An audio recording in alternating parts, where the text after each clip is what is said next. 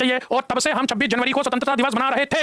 हर exam का प्रश्न कि 26 जनवरी को ही संविधान लागू क्यों हुआ, तो इस बात को समझो। जब राष्ट्रीय आंदोलन चल रहा था तो 1930 में हमने 26 जनवरी को स्वतंत्रता दिवस मनाया। 1929 में पूर्ण स्वराज की मांग करी। इस बात को अच्छे से समझना, पूर्ण स्वराज की मांग कब? 1929। स्वतंत्रता दिवस कब? 26 जनवरी 1930। और तब से हम स्वतंत्रता दिवस मना रहे थे। क्या मेरी बात समझ आ रही है? तो क्या 26 जनवरी की तिथि का ऐतिहासिक महत्व था? क्या राष्ट्रीय आंदोलन में 26 जनवरी की तिथि को हम जान सकते हैं? बिल्कुल जान सकते हैं। तो 26 जनवरी 1930 को हमने स्वतंत्रता दिवस मनाया। उसके बाद लगातार राष्ट्रीय आंदोलन के दौरान हम 26 जनवरी को स्वतंत्रता दिवस मनाते रहे। अब स्थिति ये बनी कि 15 अगस्त को हमें आजादी मिल गई।